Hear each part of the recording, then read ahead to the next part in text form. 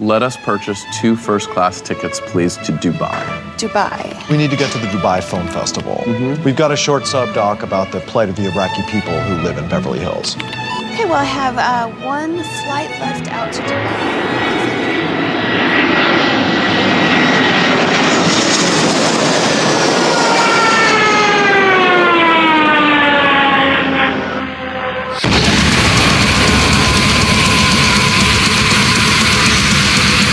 Is that it? Here we are? Podcast. Number two. First one, I don't know. It's up there. Second one. Yeah. It's the second one. It is the second one. Yeah. First one, we haven't even put it up yet. We're doing the second one before you even put up the first one. That's okay. You should make this one first then. We could. What would people know? Right now, the world is oblivious to that another one exists. A couple different intros. Then. Yeah. Welcome to the first podcast. It's almost like, I don't know, writing 2 albums that you've never released either album and then calling one the first album. Yeah. It's like you could put the second one out before the first one and people would know the difference. It's not like this is a storyline, right, where we're connecting this to the previous. Yeah. And it has to go sequential. We're not picking up anything here. Yeah. It's just... There's no previously on. When you're just talking shit for however long we're talking, there's no connection between the first and the second. These are just 2 completely separate, meaningless, pointless podcasts of rambling. Well, I'm going to give you a moment to, set this whole thing up, and I'll be right back. Okay. So Kyle's transferring. So once again, I have a glass of bourbon. Kyle has himself, I would say a joint, but it's not a joint. It's a blunt. Big difference. And he's sharing it with his wife, who's out there in the other room. And I'm inside his studio, meaning the extra room in his apartment. And I kind of want to save this part for him, but I'm looking around, and it's artfully decorated, as I mentioned the previous time. And there's multiple caricatures of him. And I'm just mentioning your caricatures. And as Jamie, my fiance, would say, you have very eyes. She's Filipino, so I can say that because these are her words. I don't think you can. Okay, well, I'm not saying... I don't think you can say that. I'm not saying that they are. I'm saying she would say that they are, so you can blame her for me guessing what she would say. But no, look at your... walk around and say the C word like that. Look at your eyes. You look Native American in that one. You know why our eyes look like that? Because you're looking into the sun? Yeah, they're the sun. And you're sitting there in the chair, and I was sweating and it was the summer. I was sweating my ass off, and we're in Venice Beach, and this guy said he would draw a picture, and it'd take 30 minutes, and it took fucking, 2 hours. That's way too long. But whatever. I mean, I have a memento of that day. Yeah. Well, how long I look constipated. I think you look Native American. Chantel looks Native American. I look constipated, and my eyes are really close together. Yeah, well, and look at that one. You have eyes. Well, maybe it's a I trend. Just do I? Do you? What's your opinion? Oh, you know what I'm thinking? These caricature people probably always want the sun to their backs, right? To shine light upon their. What are you looking for? Look for your blunt. My Diet Mountain Dew. Is that not this it? podcast is brought to you by Diet Mountain Dew? Yeah, send a check to me, and I'll distribute it amongst the crew. He's getting his Diet Mountain Dew. So it's not just Kyle and me this time. We have our trusty producer, Captain Skipper. Yeah, his ears twitched. He's down lying on my feet. And he's a little stressed out right now being at a new place. But maybe he's enjoying it, or he will enjoy it because he's going to get tacos soon. I don't know what you do with your dog, but I think that all this stuff, everything's bad for a dog's stomach. It's just it's like anybody, okay? If you live your diet or your life on a diet of vegetables and fruit and grass and any of the other non-fat, non-oily products, I feel like if you were to consume something like a cheeseburger, it'd probably make you sick. Your body's not used to the oils and fats. What I'm talking about, Skipper here, But Skipper, while he does consume plenty of vegetables in dog form, meaning a company who sells me their food and tells me there's vegetables in the kibble that I can't verify. It says in the ingredients, vegetables. They tell me vegetables are inside his dry brown food. He also gets a healthy intake of bacon, chicken, he had a little macaroni and cheese. He literally eats everything other than grapes because I'm told grapes will literally kill him, which blows my mind. And look at that. He's fine. He's never had diarrhea, at least not food caused. Sometimes he's just, once in a blue moon. And we do it all the time. So consistency. We're consistent with giving him good food and bad food. So he's living his best life. And we're giving him a healthy intake of shit so that when he gets shit and won't make him sick, he has an ice cream cone from McDonald's. He's completely fine. But I bet you if we never gave him an ice cream cone from McDonald's and then, 5 years into his life, we gave him his first ice cream cone, it might kill him. I don't know if it'd kill him. It'd probably just, probably throw it up or something like that. Yeah. But I think, I think I'm validating that for you. Well, what's Princess Bride? Remember Wesley when he's dealing with Fesoli?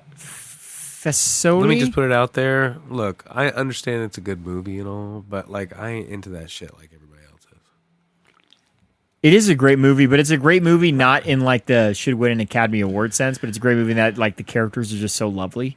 Yeah. And it's such a cute movie. It's cute. It's a movie that everyone should enjoy because it's not trying to send you a message. It's just being sweet and nice, and the acting's good.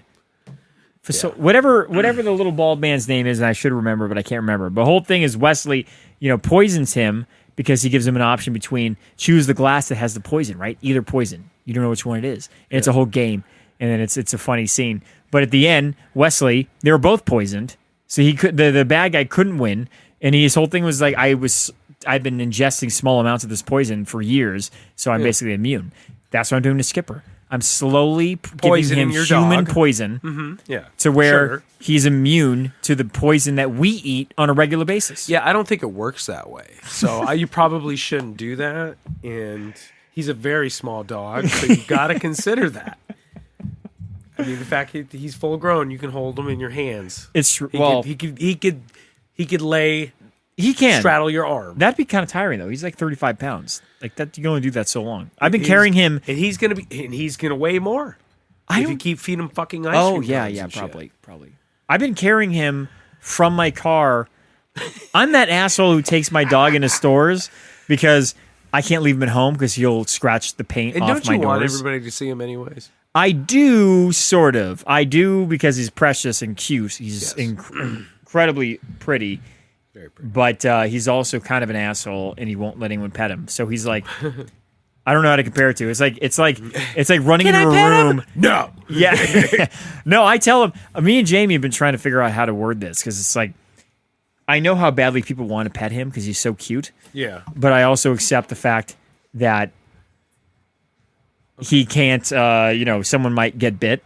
I don't think he's going to get bit, or they're going to get bit. But I just tell people we've been trying to learn how to phrase it, right? We can't say, so they come up and say, "Can I pet your dog?" And I'm like, all right, worst case scenario, he probably just growls. Unless it's a little kid and they run at him to pet his face, and then maybe he'll bite their hands. But I'm like, what do I say? I don't want to be an asshole and say no, because I'm give it your best shot. Go ahead, give it a shot. Ryan, that's fucking. I would have said another word, but it's stupid. I ain't gonna say no R word. But that is ridiculous stupid as shit. Yeah. Because then you're gonna, especially in this town, your ass he's gonna get put down. Well, and you're gonna fucking be tied up in litigation for. God no, I hear you, long. but I'm not misleading them and telling them. I'm not oh, go for it, and giving them a false impression of what to expect here. I tell them. Jamie tells them. He's very shy, or he's timid with people, or I say you can try. That's what I tell people, and I just sit back and I see is this family? No, this is strangers. You should not do that. If you're joking, that's cool. I'm not joking.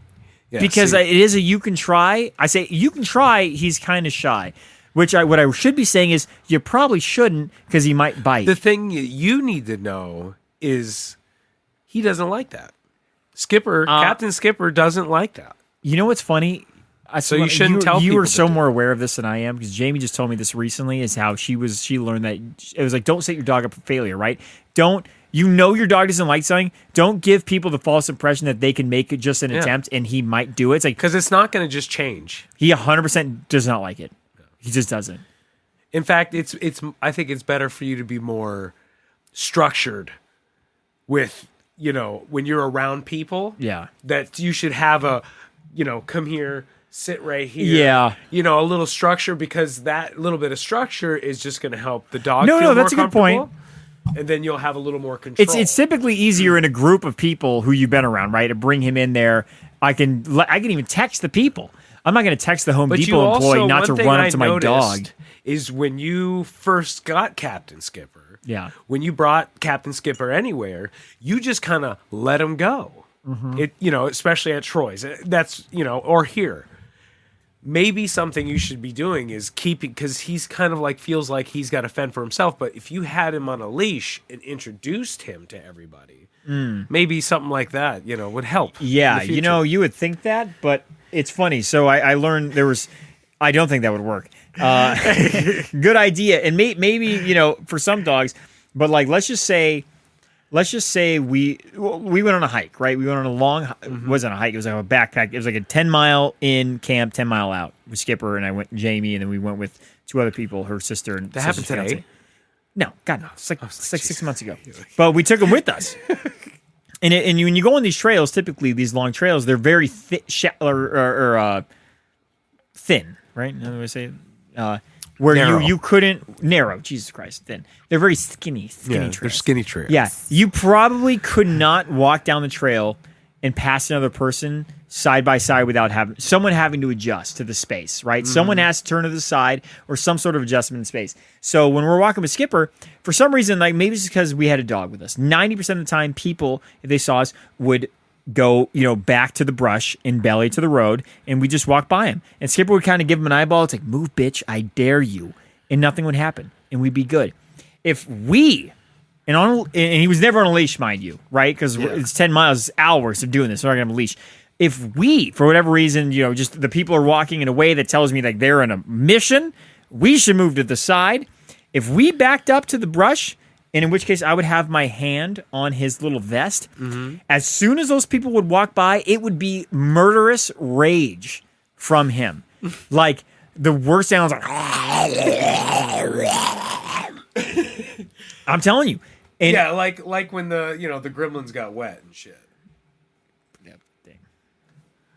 When the gremlins got wet and shit. Yeah, dude. No, it's for real. And it was like as if like it was the ultimate hold me back, bro moment. Yeah. Where if we walked by, he wouldn't do shit. But if I was holding him back, it was almost like he knew that he could go as wild and crazy as possible with a 0% chance of ever actually having to get into a confrontation with these huge monster people. Yeah.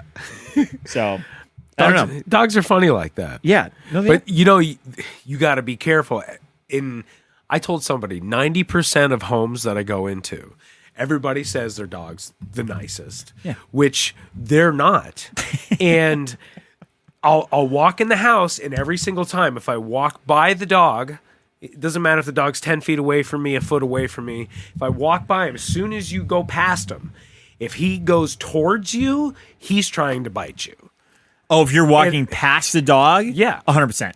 And you can walk past him, and he'll just put his head down and act like everything's cool. And then as soon as you turn your back, he comes up, especially little dogs. Well, I have to imagine, just based on my experience with people I know, when they say my dog's friendly, most people, their dog never leaves their home, ever. And if their dog does leave their home, it's on a walk, like a casual walk around the neighborhood, where maybe you'll run into a couple people, and your dog's on a leash, and nothing's going to happen. Mm-hmm. It's like, try bringing your dog unleashed into another person's home where there's strangers and other dogs. And he's a coin flip. He's a coin flip. Little Russian roulette with this one. Yeah, and, it's interesting. I think the thing is about the breed is they have a lot of energy, and you got to work it out of Dude, him, man. You got to so go he's out there. he's a mini Aussie. You got to put on your workout shorts. These are swim trunks. You know what's funny? Those are high. It's because of the way I'm sitting. Yep. And they're Shorts up, short knees in out, general. baby. So sitting, I got these swim trunks for free from our friend JT. He gave these to me because they couldn't fit him. And I have not stopped wearing these for 4 months. And it's become a problem because people will be like, Ryan, you've worn those every time we've seen you. But it's because I wear work pants every day. Yeah. And so when I'm not in work pants, I throw them off and I just grab these. And they're just always right there. And they're light and airy and comfortable. I just like to talk about the fact that his dick is where your dick is right now. Where's that? He tried them on. He said they're too tight. Oh. So his penis was smushed in those short shorts. I hope his first attempt at wearing them wasn't naked. Question, though. Did you wash them before you wore them? No, he handed them to me at a pool party. I felt like there was never more. It was almost like the ultimate trial run. They'd be like going to a clothes store. Okay, but you know what? Chlorine Dude, I don't care. cleanses, you know? Jamie catches me constantly. It's gotten to the point now, her toothbrush is so much better than my toothbrush. Like, I have an electric toothbrush that I got for Christmas for my mother, and it's an electric toothbrush, right? I never had one in my life. And I would always see the commercials. I'm like, that's bullshit. Yeah. Electric toothbrushes, that's just a con. That can't do anything. And I know that. I've seen you eat shit off the ground. So, I mean... So I got this Colgate toothbrush for my mom. It has a single AA battery in it. It's a big fat handle. It's Just one it's stubby. AA battery? One AA battery. And I use it, and I was like, this is incredible. My teeth have never felt cleaner. And then I was over at Jamie's house, and I forgot my fiance, and I forgot my toothbrush. So I used hers, and it was night and day. This thing moved at like 10 times the speed of my toothbrush to the point where I looked at my toothbrush with contempt because I'm like, you suck. I thought you lied to me. I thought you were the tits of tooth. It's not good.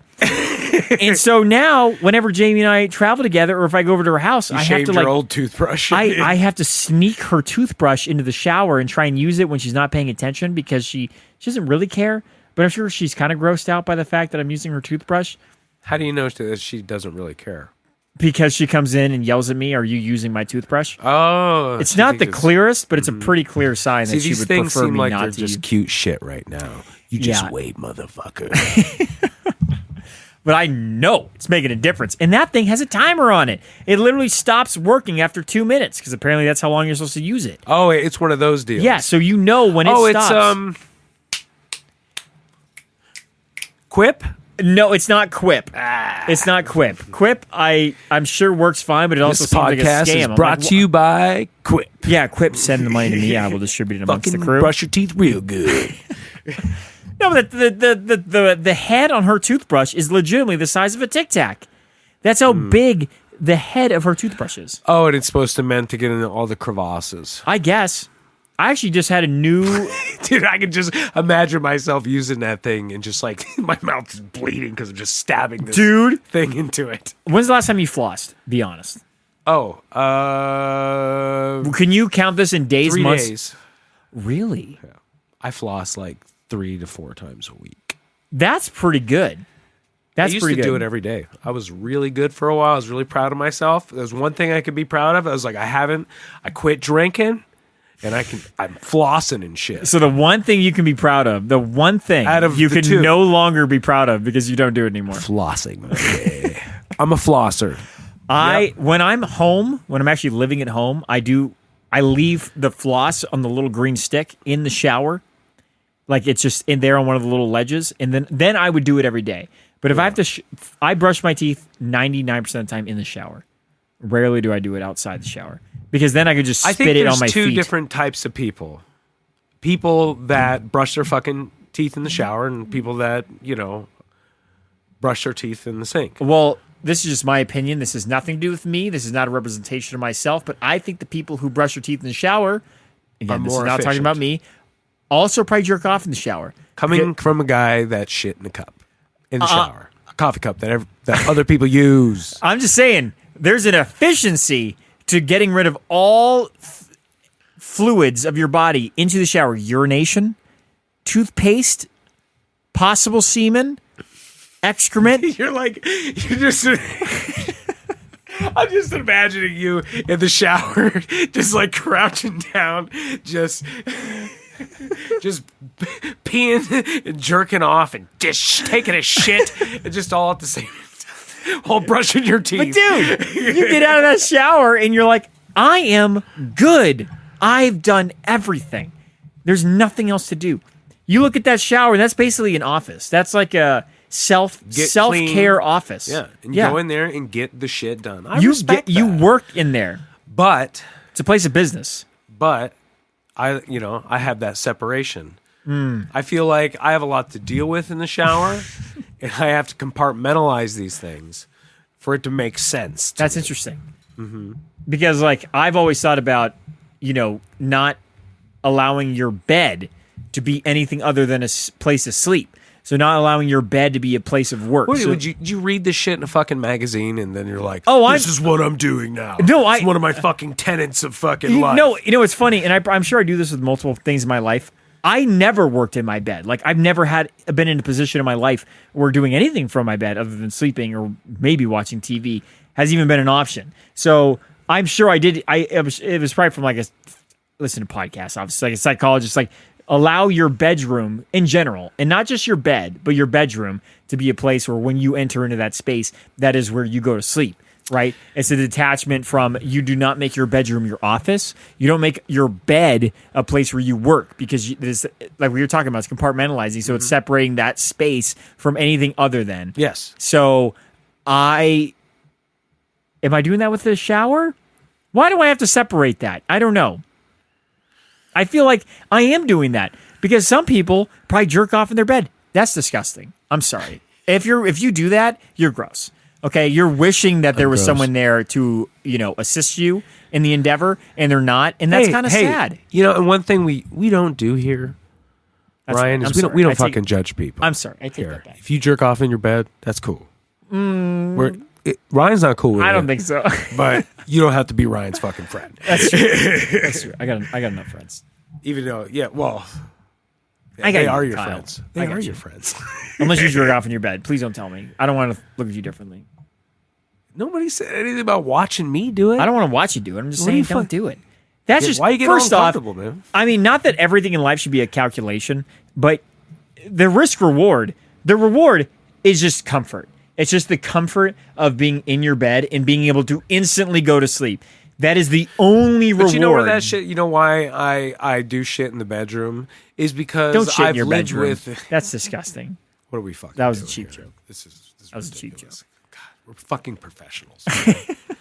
Anyways, back to the story. But no, if you live with a woman, you end up doing shit in the bedroom. You sit in the bed together, you watch movies because watching movies That's is, true. That's a good especially point. in the beginning of a relationship. You watch movies because you fuck, and then you watch a movie, and then you don't watch a movie or whatever. Yeah. So you do a lot of that kind of hanging out, especially when you live together. Yeah. So that's where that all originated, would be me and with. So when's the last time you lived with Why are a you woman? jerking off in the bed then? What do you mean? How does that connect? If it's all a matter of, I understand your thought process of like connecting the bed to other activities, right? Watching TV in your room, that makes sense. But how do you connect that to? I mean, if your spouse is there, I understand doing activities in the bed. Yeah. But like, why are you jerking off in your bed if your spouse is there? Is that not? Is that what you're talking about? I mean, no, that's not what I was talking about. Okay, I'm sorry. But I mean, I've done that too. So. So I don't know, if I will say this. if they're not in the mood, then and you have to get the evil out. What are you gonna do if you hold if you hold it in? I'm not gonna get into that. I you know what? You've been with your significant. You've been with Chantel a lot longer than I've been with Jamie. You've been in a relationship a lot longer than I have. Yeah, I don't think that would happen. Let me just tell you this: all of this shit is gonna happen. Yeah. I have a hard time imagining I'm going to ever cross that bridge and that it's going to be an acceptable thing to do. Yeah. I don't know if that day will ever come. Now, I don't even know if I want it to come. Perhaps not. I don't know if I want it to come. I don't know if I'm in that place. Because Skipper already... Don't know why. I'm not going to get into it. I'm not going to get into it. What? But what were you gonna say about Skip? honestly, Skipper's already too much. Feeling like he needs to participate in the actions of what happens in a bedroom. Ooh. Yeah, he likes to feel like it's a game, and we're inviting him to play. Do you feel him? Oh, he gets close enough to where all engagement needs to end, and we need to address his actions. And sometimes is he playful or is he like protective? So half the time he's playful and he wants to use his tongue, which is frightening, and their relationship would change immediately. And so that needs to be addressed instantly, like before it happens, because we don't want that bridge to ever get crossed. And the other half of the time, because like let's just say I was the hit Jamie, not in like I hate you, you've been bad. Yeah, but like a play hit or something. And just like literally like she's doing something annoying to me, and I like grab her leg and we're screwing around. He attacks me. And he'll like not like horribly bad, but it's almost like he's freaking out that mommy and daddy are fighting. Mm-hmm. We're not fighting, we're playing around. But like if I like squeeze her leg or something and she yells, he thinks I'm hurting her, and he'll bite my hands and start crying. Yeah. So let's just say some loud noises happen. He thinks there's a problem and he needs to get involved because he needs to break up the fight between mommy and daddy. We're not fighting, Anyways. So it really has become a problem, but what are we going to do? Just put him not in the other fucking room? No, because then he will scratch the doors, paint off.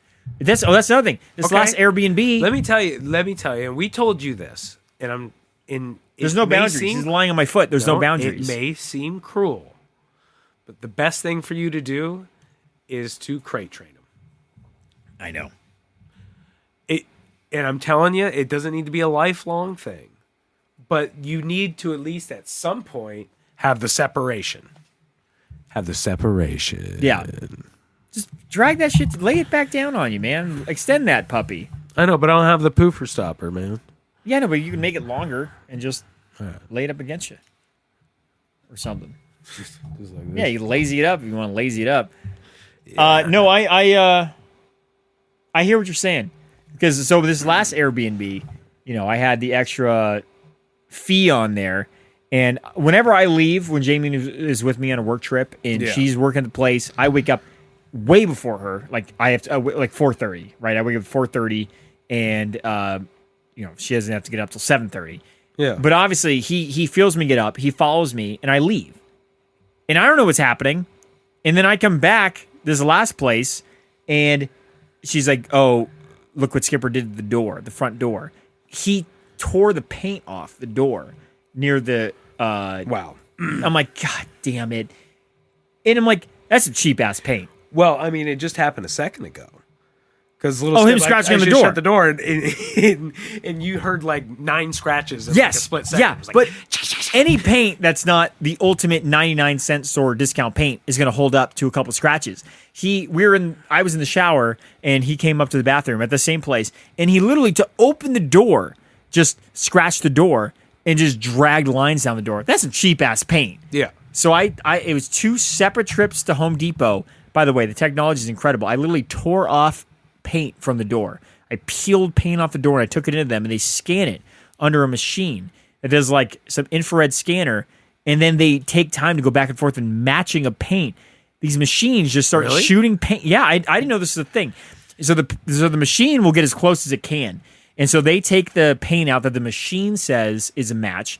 They put it on what you brought in. They put a blow dryer to it, and then they go. And if it's not perfect, they go back to the machine and they do something to get a perfect match. I didn't know there was a thing, because I'm like, if I have a house, what the fuck? I know, and I want to match. I want to repaint parts of my house that have been. I'm like, what do I do? Just guess. That's what you do. Just be like, yeah, I got a little bit under my fingernail, and be like, give me that. Yeah, and I didn't know it was a thing, but it is. You just rip off a piece of paint, you bring it in, and they scan it under a machine, and it tells you what it is. As close as they can get. Scans it, and then looks and be like, and that's not your father. What? You are not the paint father. Oh, yeah, technology, man. Yeah. Shit's impressive. I was so blown away. You got to think of what that shit's going to be in the next fucking 10 years. Honestly, I can't imagine a giant investment in paint to like have like it come in your house and just do something, but just in other things, I'm sure. No, in the future, man. it's gonna be, like I said, they're gonna have. I've heard about it, but you basically roll it on. It's paint, and you roll it on the wall, and it's got these like two little wires connected to it, and basically you could change the color of the wall with the flick of a switch, or your That's phone. awesome. Yeah.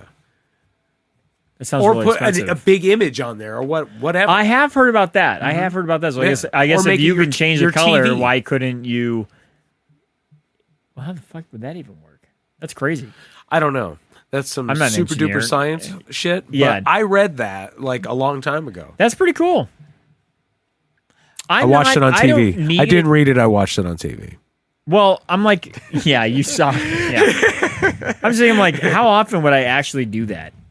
It's kind of like when people get like the multi-changing light bulbs. It's like, how often are you not just standard light? Who the fuck does that? You know what? You know the person. I mean, Troy. Yeah, it'd be Troy. It's always white. This goes out to Troy. What's up, Troy? What's up, Laura?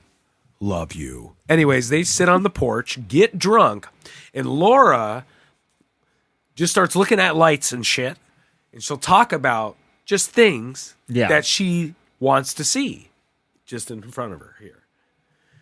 And then, she'll talk about it, and Troy will seemingly reluctantly just go, get up and go start fucking putting like lights in little glass jars and shit and putting it in the yard and fucking moving shit around. And Well, that's what it takes to get Troy to do something.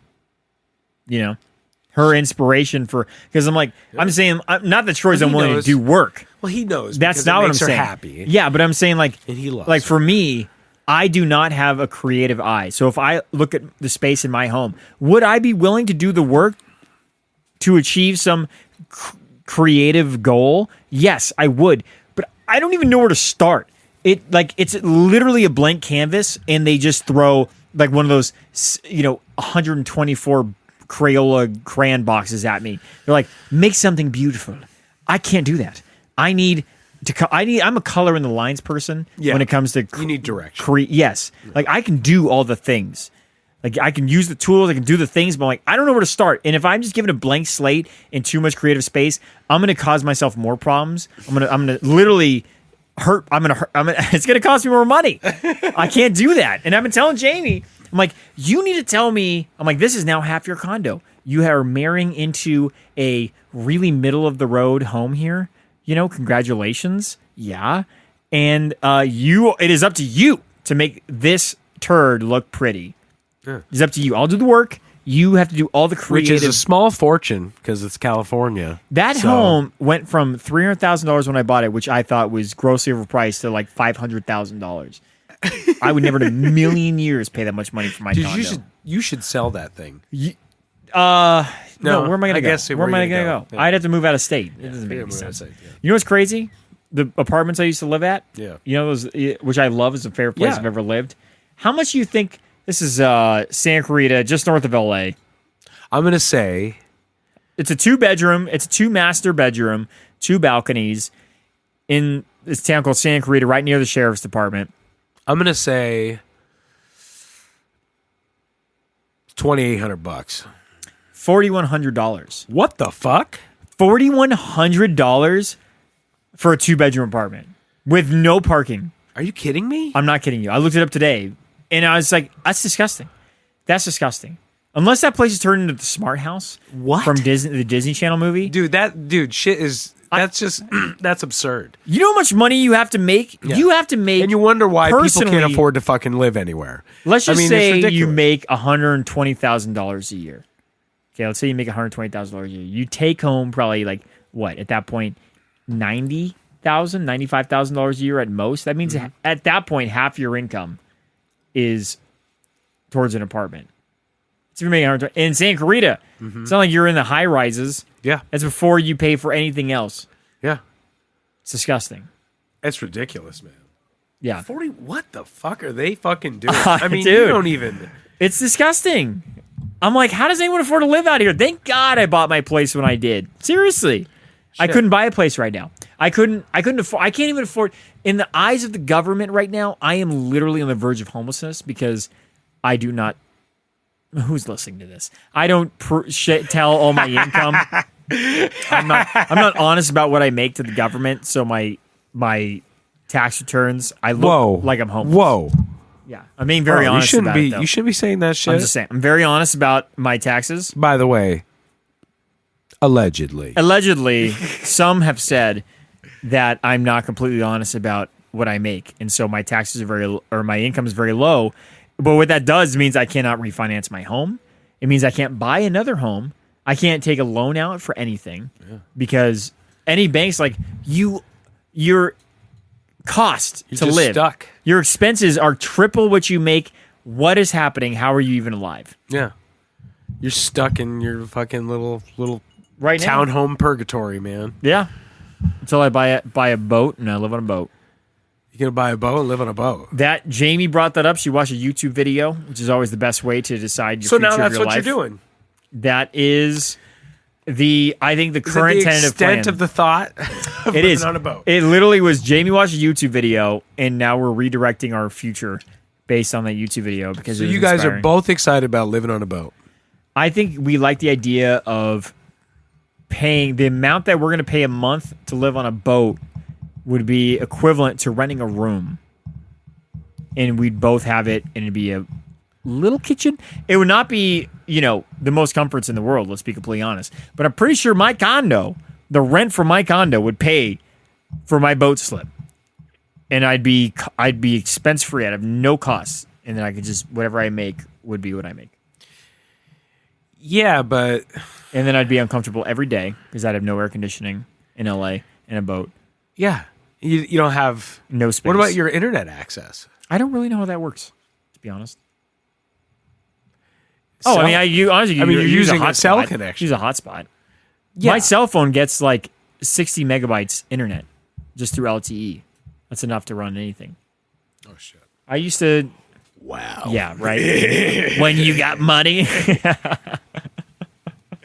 And dude, by the time this all happens, 5G will be a thing, and then it's like 100 and something megabytes on a hotspot. It's possible. Yeah. It's possible. What's the alternative? I don't think you'd fucking like it. I don't think you'd like. You might as well get an RV. At least if you're at Travel Village, you got a little fucking store. Dude, I went in the little store. They got fucking CDs and old books, which I love. That's so funny you mentioned that. Tangible media, baby. But yeah, they got a little store there. They got a fucking pool. You know the other thing Jamie wants to do? What? RV. That's what I'm saying. RV, I know, bro. No, but it is the same thing. So what does it matter? Except for one, you can't really go anywhere. Yeah, but you can't afford. Look, RVs are expensive. I don't know why they're not. But you could probably get a used RV, which would be much better living than living in your fucking boat, where you have to rely on the whims of the fucking No, I'm in the cell towers in the area. I'm in a harbor. Wait, why? Yeah, I understand that. I still need cell towers if I'm. And the ship moves all the time. You're never on solid ground. That's true. If you're a person prone to seasickness and motion sickness, that is not. Wouldn't that be a shitty thing to find out? You buy a $50,000 boat. Of that just a little depressing though. No, I don't think so. I think it sounds freeing. I love the idea of sitting on the deck of my boat, reading a book every day, and just enjoying myself.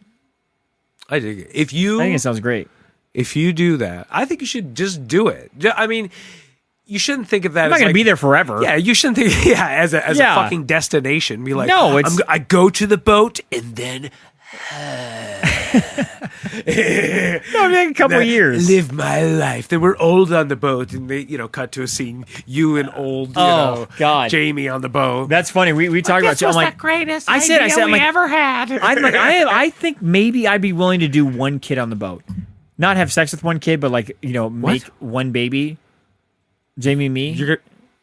Jamie and you are going to have sex with a little kid on your boat? Yeah. No, but you if gotta not stop that... talking. Look, you just put way too much out there. You got to set up boundaries for yourself before you go out and do podcasts and stuff. No, I'm saying we've talked about it. It's like, all right, so how long will we do that for? A year?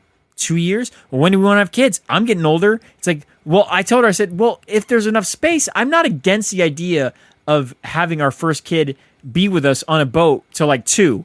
And then that gives us 4 years of saving a buttload of money. And then what does a kid care? They're 1 year old. They don't care. Do you remember where you lived at 1 year old? I knew somebody that lived that life. They were the little kid though. Uh-oh. And they didn't turn out that great. Anecdotal evidence. I don't need that. I need more examples. That's funny. But you know what? I think you should do shit like that. All the shit you're talking about. Like you said, I wanted to live abroad for a year, whether that was Japan, and you were talking about I can, teach English and everything. But I'm like, don't you need to know that language to teach English? Otherwise, which is crazy. How do you get them to the? How do you even communicate with I guess the idea is like it'd be the same concept as if you were just to be dropped in let's just say Mexico and assume no one near you speaks English. The idea is that over time however it is that language learning just works by osmosis. No, you just through connections of someone probably pointing at a thing I wish I knew any Spanish. But no. I know sign language, which is useless on a podcast. Going to a place and figuring it out. No, but that is... But you were going to a place to do a thing. No, I understand, but what I'm saying is it has to be the same thing. If you're going to another country to teach someone English and you speak none of their language, however they would learn English from you has to be similar to the way that you would learn a language if you were just dumped into a country and no one there spoke English. Because they couldn't say, look, blanket, blunget, or whatever the word is for blanket in an alien language. Yeah. So like you'd have to learn it from them pointing and just saying blunket, or the guitar. I don't know for guitar. So it's the same idea. Like if I'm going to go teach English to a little kid and I don't speak their language, I would point at a guitar and say guitar. And hopefully they would just... Did you say the other way? Guitar? Guitar. Or blanket for blanket? I don't even know what language that would be. Oh, you're really good at that. That's not the first time he's done that, ladies and gentlemen. Oh, my God. Oh, shit, man. Well, I'm going to see. I feel everybody's taking sips of shit real quick. I'm going to do a little... I'm going to smoke marijuana crack. Check it. This shit's dangerous. Shit's dangerous as fuck. Honestly, let me just... So, I got this torch. I bought this from the dude in the smoke shop. I like to think of him as my friend. Anyways. I think he could be your friend. Maybe he's my friend. I think friendly and... the guy at the smoke shop? So he goes... It's funny, because I go in there, and the guy's like... He's like, let me show you something. And I go in the back, and he shows me this, like, trash bag full of weed. Holy shit.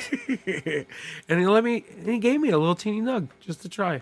Nice okay. guy. I feel like that is absolutely graduating from friendly to friend. Yeah. At that point. Or maybe you're still in friendly. And it's taken a long time for this to happen.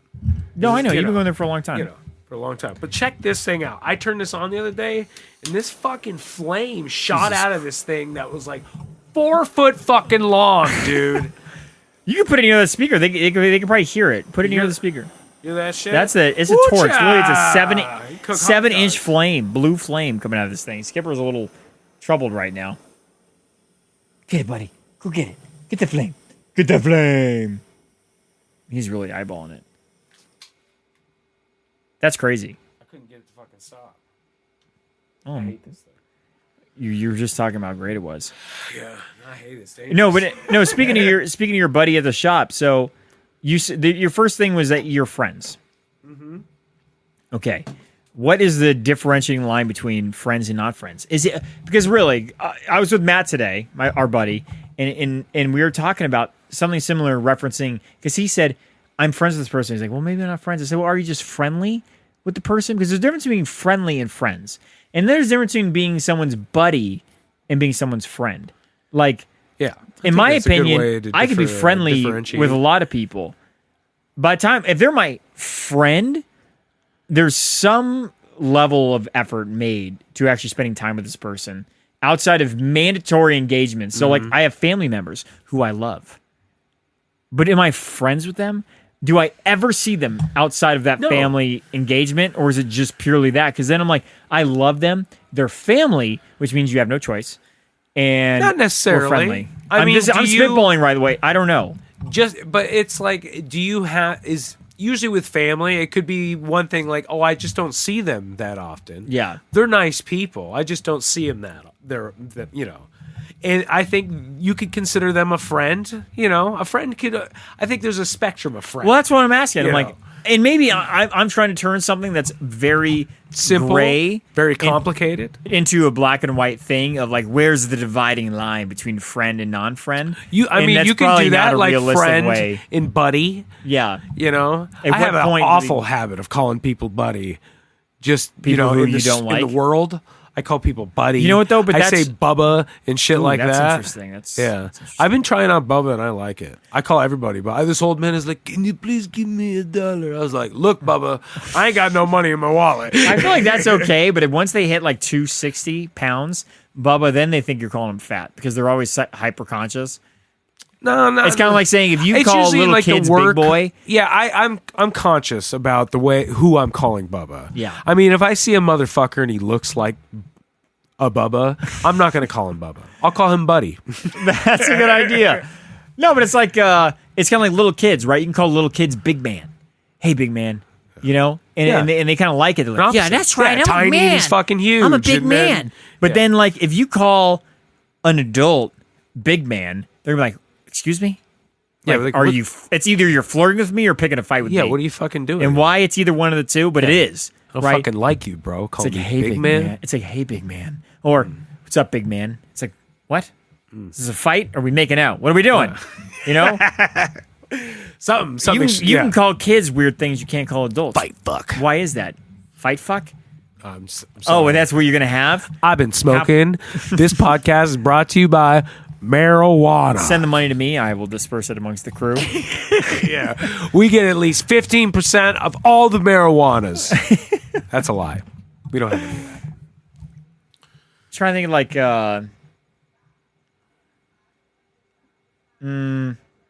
I don't know. You know what's funny? I don't have nicknames for a lot of people. I remember I was against calling people sir for a long time because I Why? thought honestly, it was in the same time in my life where I didn't like saying I love you to people, and then I created these. It's like why are you like picking a word and just deciding to be like, this is how I'm going to feel about this? No, I don't know. I'm trying to like. nothing wrong I'm with trying sir. to be. I'm trying to be like introspective on what I was like as a kid, right? Because I'm not like that anymore. I say I love you, Kyle, the shit out of you. I love a lot of people now. It's not hard for me to say, but when I was a kid, there was a stretch in my life where like saying I love you, and honestly, there was probably a different meaning behind it, but I was against saying it, and my justification for it at the time was saying like nobody means it. People just say it and it doesn't mean anything. Because I remember in school, girls would be like, love you. I'm like, you know me. No girl ever said I love you to Yeah, me, by the way. yeah. So that wasn't towards me. But it's probably how I'd feel, right? But there was everyone always said I love you. I'm like, it's bullshit. You don't love that person. You don't even know them. That's funny because this is just your young mind just realizing this. Yes. And you're just in this world like, how can all these people just fucking walk around and say it? And you'd be like, this just lies. Nobody even knows. Who love is cares? fake. Love is fake. Yes. And then so I created a reasoning, and mine was that I thought it was fake, and that it didn't carry meaning, and so nobody ever, and so I didn't say it. But now I say I love you to everyone because I'm like, I don't give a shit. You do. You say it. Yeah. You say it to fucking everybody. Yeah, I don't give a shit why You've other people do it. You've gotten way more that way just in the span I've known you. Oh, no, wait. A lot of that happened since I've known you, to be honest. And maybe very- it's you opened up my love factory. It's working full-time, baby, 24/7. I'm just pumping out love. Yeah, baby, love factory. But the other one was sir. I didn't like saying sir because to me it felt like I was being like submissive to people.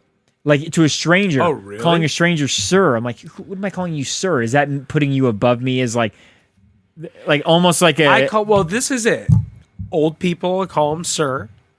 And I call like my customers at work, I'll call them sir. If I'm working when I worked my mom's furniture shop, customers come in, I call them, sir and ma'am.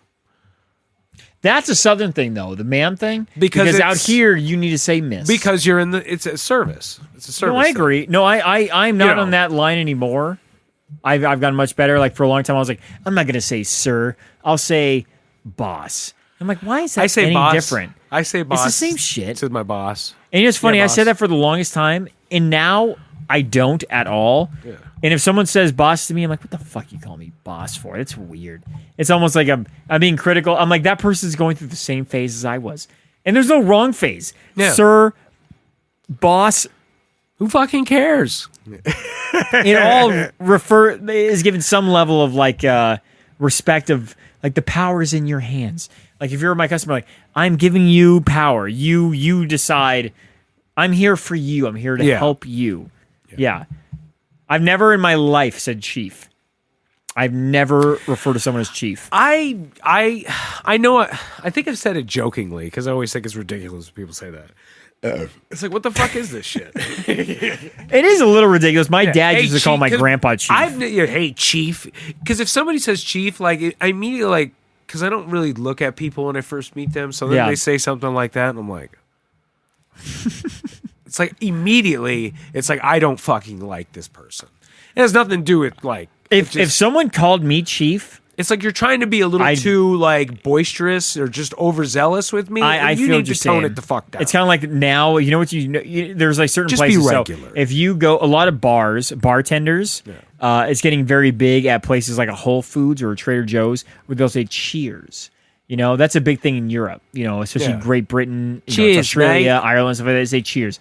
It's like their way of saying, I don't know, thanks or see you later. It's cheers, and then. That's been blowing up for a while now, but it's in a very specific. Blowing up in a very specific group. It's bartenders. It's all over the social media. They'll say cheers, but that's like I can't even think. That is not an American thing at all, right? That is not, and it's like it's funny. It's like it's appropriating, and there's nothing wrong with that, but it just throws me off because I'm like, have you been there? Is this from a movie? Didn't we talk about this like saying no problem?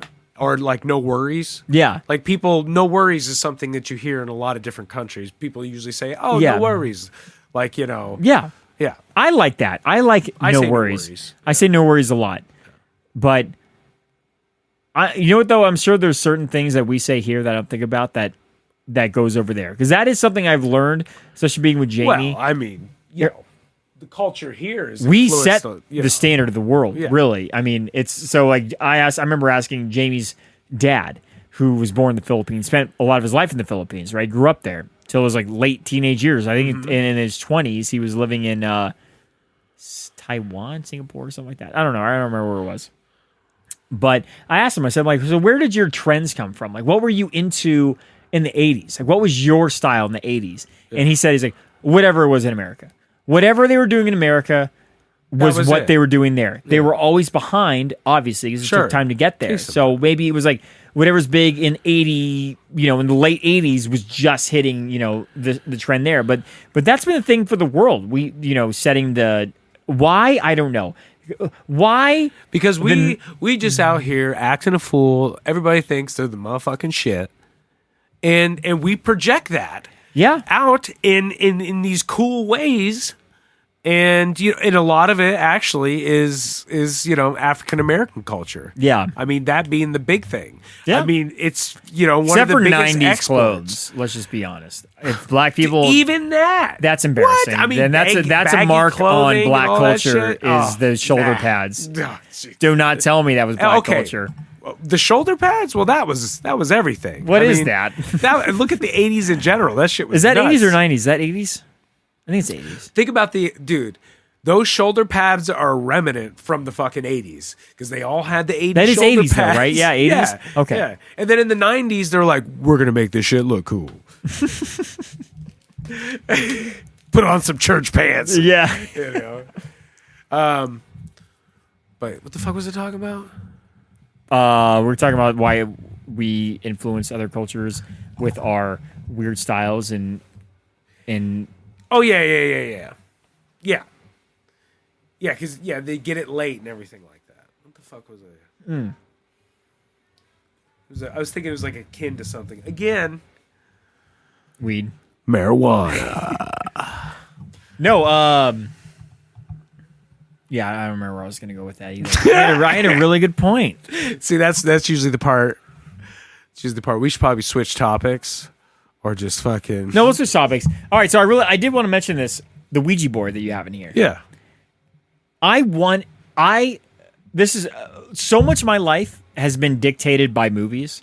Yeah. I'm talking about, I'm sure, ways that I talk, ways that I think, some of my comedy. Yeah. You know, granted, my sense of humor comes from my family, because if you look at any member of my family, it's very similar. It's very dark, and a lot of it's shock humor. It's like, how can we make someone really uncomfortable? Let's make that joke, and then that's funny. You know, if they cry or something like that, that's my uncle's fault. It's Irish humor. It really is. Dark misery is funny. Ever been to Boston? Yeah. Those people. It's the same thing. But so for me, I loved horror movies growing up. They wrecked me, right? Horror movies affected me very negatively, especially as a young kid. Like, my mom would show me stuff. You know, she might say nowadays it's because she wanted to get me involved in not adult movies. That's weird. You know, that's question. Careful, mama. Yeah, I was like, jeez, but like, you know, rated R movies. I thought I knew you, man. At a very young age, because she wanted to get us involved. I don't believe that at all. I think it's just that she didn't want to watch kids' movies, and she just was like, I'm just going to watch whatever I want to watch, and I have to babysit my children. And so we watched these movies with her. Yeah. And I'm talking movies that may not seem scary, but like things like The Sixth Sense and stuff like that, which really screwed me up, dude. Like, I'm talking screaming nightmares type of stuff. And that didn't turn me away from horror movies. Throughout my life, I've leaned into horror movies. I've never seen The Sixth Sense. You want me to spoil it for you? I already know. So that's usually that's really a pity. That's why honestly. That's really because sad. I didn't get the surprise. It came out. I heard about the movie and the ending, so I never watched it because I'm like, it's not ruined for you. It's not ruined for you because of that. And by the way, I have seen pieces of it and shit like that. I've just never sat and watched the whole fucking thing. Oh, that's too bad. Yeah, I think so. so. You really should watch it, because even if that doesn't ruin the movie for you. I mean, I love. You know, I actually just recently watched the Broken, Split, in Glass. Oh, or you've seen Unbreakable. Shyamalan's Unbreakable. trifecta. Yeah. To be completely honest, I cannot believe that when he came out with Unbreakable, that he intended on that being like, he didn't make that movie. I don't know this for a Is that fact, what he's by the way. saying? I don't know either way. This is just my no, I don't think so I'm not either. countering like a sentiment that's out there. I'm just saying, like, I watched that. In no way did I think that movie was made with the impression or the expectation that it was going to be no.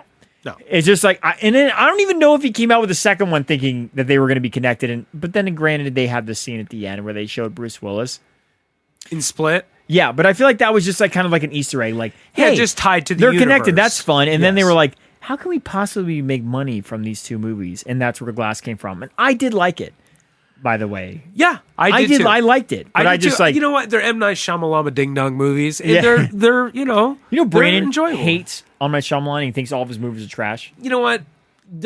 It's one of those people that people are like, look, it's not the same old fucking movies. His movies kind of have a vibe. Yes, I like it. But my whole thing is they're like, all kind of he quirky. takes They don't take it big very swings, serious, man. So let's just ignore the Airbender movie, which I didn't see, but it was like, that's one of those movies that was kind of known that he just took a big payday. It was pretty shit. You know, he took a big payday. You would see that movie and you would have no idea that he made it, right? Where every one of his other movies, there's a clear direction that it's like, clearly he made this movie. Like, it's obvious. But that movie was like, someone just paid him a shitload of money to make a movie, and it was trash. But like, the reason I am 100% down to see every one of his movies is because I know he's taken a big swing, and half the time it's kind of like a big swinger in baseball. Is it going to be super cool? Is it going to pay off? And I mean, I am looking for a twist. Yes, I'm looking for something. You know, but it's going to have you go in one direction and then go another direction. Yeah, and look, you know what? And most people hate the fucking Village. I like the fucking Village. Well, all right, so it's fucking good. Fuck you. I actually like the twist. Yeah. I actually do think the twist is the best part of the movie. And a lot of people hate the twist. Yes. Because they were hoping it was something else. I thought most of the movie was just boring. And then the twist was my favorite part. The people that say that, I understand. You know, I was just like, I understand. It could have been a little, but it didn't. The thing is it didn't have to be that, because that was the whole movie. This is the illusion. Yes. Of this violent monsters that are going to kill you. And I think I was okay with it being boring. It was like long and boring. Short and boring I can do. It was just, for me personally, it was long and boring. If they had shortened it, I would have probably liked it more.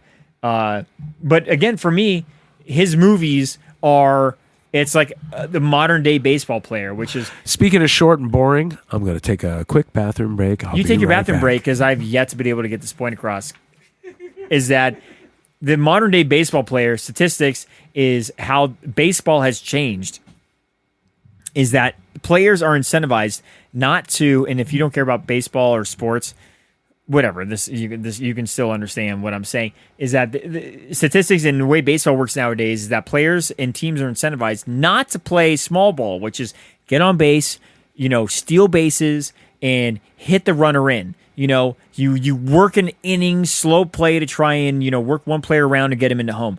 No, the way it works nowadays is home runs. Statistically, you are better off striking out. As a batter, you go up there with the intention of the way that you're swinging is home run or bust. It's not small ball. You hit it out, boom, instantly a run, or you strike out. Whatever, you go up to the next batter, and it's the same mindset. And that's how baseball is now. And while it makes it fun when you actually hit a home run, it makes it boring in the sense that there could be multiple innings of strikeouts, pop out. And I really do think that's one of the reasons that baseball has become less interesting overall. But I think that's what Shyamalan is.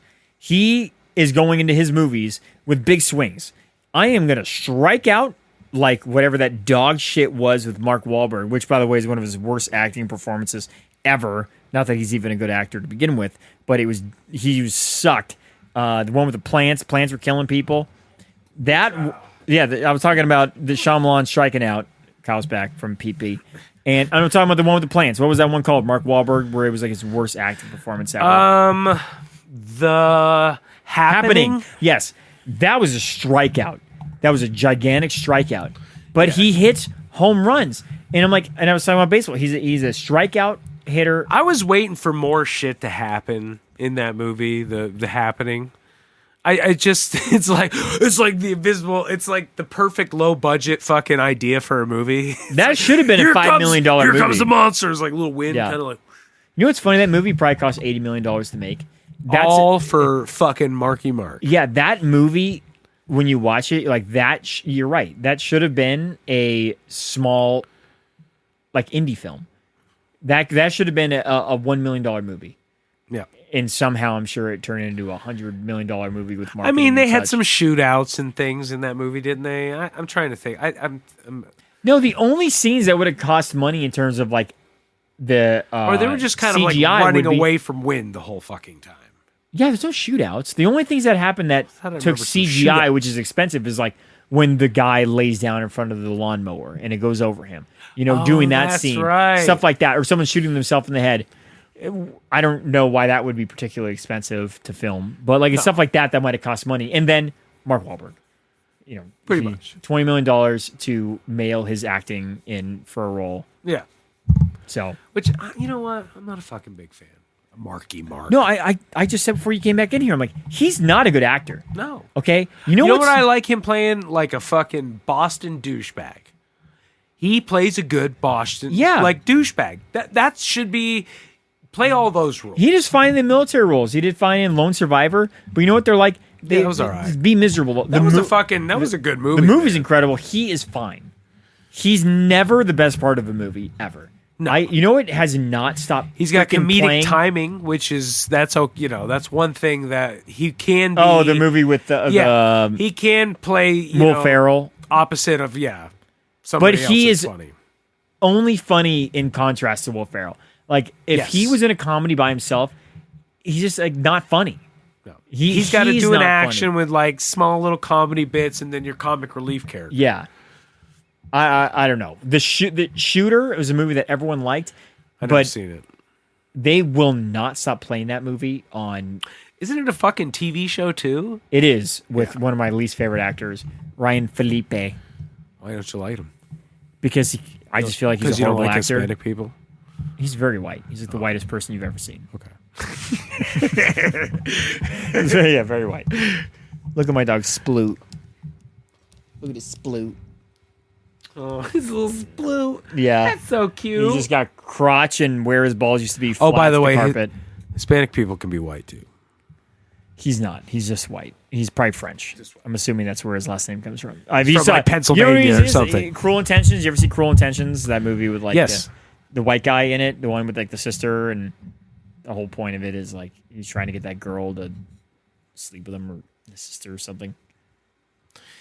Yes. Flags of Our Fathers. He's one of the shitty actors in that one. Why do I talk about movies with you? You're the worst. I love you so much. Just so everyone knows, Kyle's like one of my favorite people on this planet. But I'd be like, hey, did you see the new Barney 2.0 11 times 6 Next Generation movies? Like, Kyle's like, oh, it was great. It was so good. Dude, you're full of shit. I'm barely full. I am, but barely. I don't. You like every movie you fucking see because you just like everything, and that's a great quality. That's not true. I appreciate. I'm not as critical about movies. I'm purely looking to be entertained.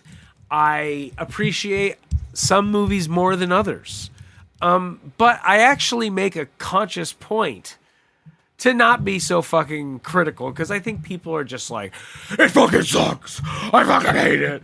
And they did everything wrong. And it's just like, well, you make your own fucking movie then. You know? I get what you're saying, but there's like, I'm happy. You know, it's like the Ghostbusters movie comes out, and everybody's so fucking pissed off because it's female, you know, Ghostbusters. Yeah. It was like, this isn't what Jesus would want this shit. It's like, what is the matter with you fucking people? Or if they try to make any character black or something. Yeah. People are just like, it's like, you know what? Just let it happen. I get what Who you're cares? I get what you're saying. And I do agree. The fact that the Ghostbusters movie they turned them into chicks, I don't care. I just remember the trailer being awful, and The movie was okay. and I'm like, this just looks like It wasn't awful.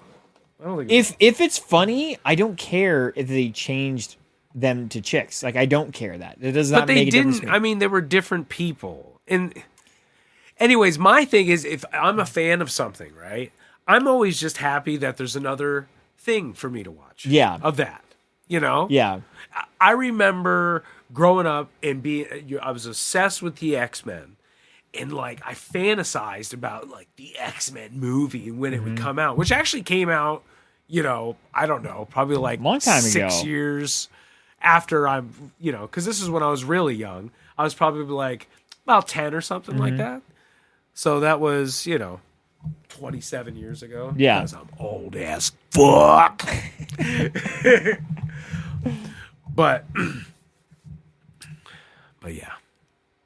Well, no, I'm just saying like when you talk about, you know, people complaining about them changing the race of a character, that doesn't matter.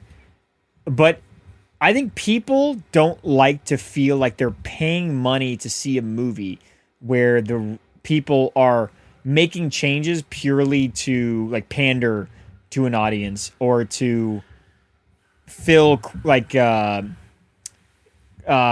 quota boxes. Like let's take a movie and let's just say it's just all white. It's a book, all right. It's a book of all white people because it is for whatever reason.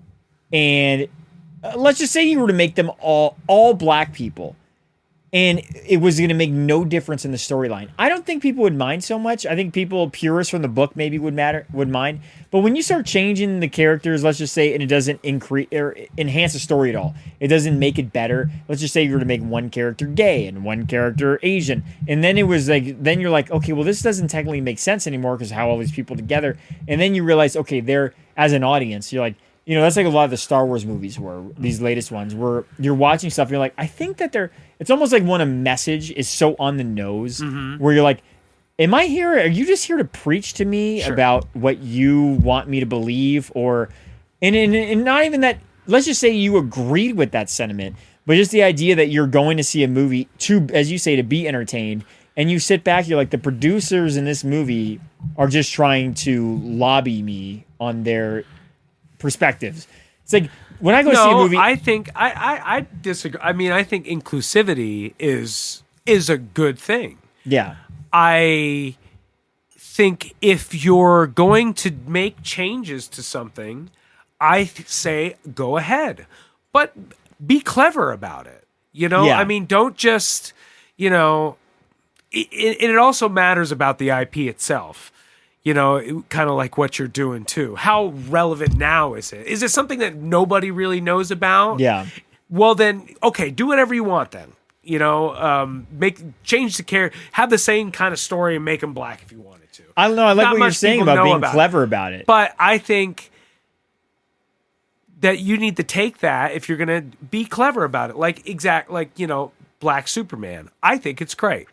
That's fine. My thing is like, but what is the story going to be? Is it going to be Clark Kent? Or is it, because it doesn't have to be. Yeah. You know, it can just be somebody else from Krypton. Yeah, no, that's a good point, and I agree with that. I think if they were at least clever with it and had it make where there's like value to that character, versus like a lazy attempt of not only does it not enhance the story, but like they're not making an attempt of having that character's identity be valuable to the story. They're just like, fuck it, we're just gonna check this box by making this character this. But not only they're not clever about it, but they don't allow it to be like an important part of the story.